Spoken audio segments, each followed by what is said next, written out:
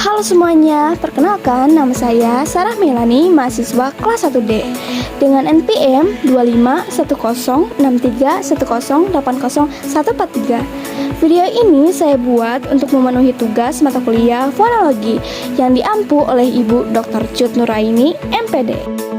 Halo teman-teman, selamat datang di perkuliahan fonologi. Pada video kali ini, kita akan belajar tentang cara pengucapan fonem, mulai dari fonem vokal, konsonan, semivokal, diftong, hingga suprasegmental.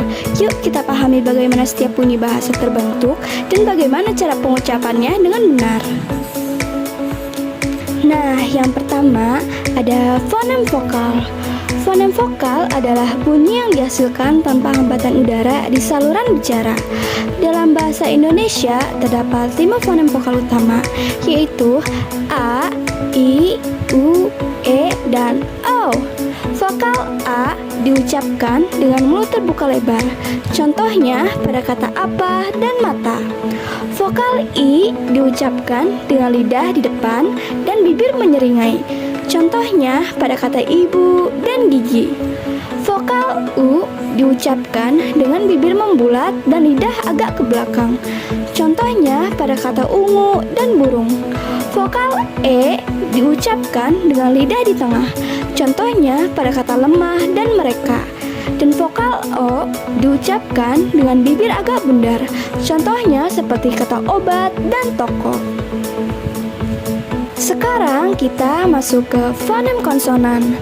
Fonem konsonan adalah bunyi yang diucapkan dengan hambatan udara oleh organ bicara, seperti bibir, lidah, dan gigi. Contohnya P pada kata padi, T pada kata tali, dan K pada kata kaki.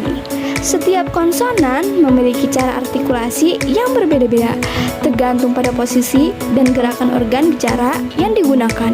Misalnya, bunyi P diucapkan dengan kedua bibir meletup lalu terbuka. Bunyi T dihasilkan saat ujung lidah menyentuh gigi atas, dan bunyi K diucapkan dengan pangkal lidah menyentuh langit-langit belakang. Selanjutnya, kita akan bahas tentang semivokal dan konsonan. Semivokal adalah bunyi yang berada di antara vokal dan konsonan. Bunyi ini terdengar lebih lembut dan halus dibanding konsonan biasa. Contohnya, W pada kata wanita dan Y pada kata iya. Semivokal disebut juga semikonsonan karena sifatnya mirip konsonan tetapi cara pengucapannya menyerupai vokal. Dalam pengucapan, bunyi W dihasilkan dengan bibir agak bundar, sedangkan bunyi Y dihasilkan dengan lidah dinaikkan ke langit-langit keras. Sekarang kita masuk ke fonem diftong.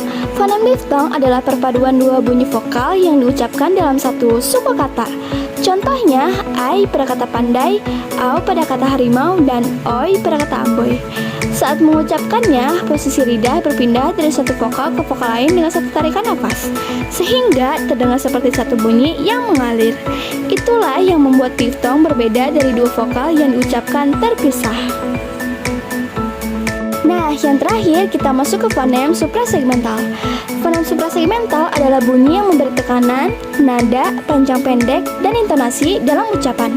Contohnya ada pada kalimat, kamu sudah makan? Yaitu diucapkan dengan nada naik di akhir, karena itu kalimat tanya.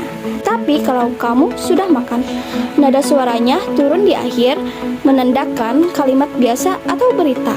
Jadi, fonem suprasegmental ini membuat ucapan kita lebih jelas dan bermakna. Tanpa intonasi yang tepat, makna kalimat bisa jadi berbeda.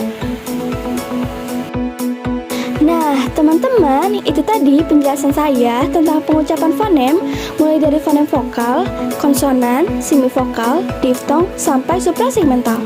Dari sini kita bisa tahu bahwa perbedaan bunyi dan intonasi ternyata bisa membuat pengucapan dan makna kata menjadi berbeda.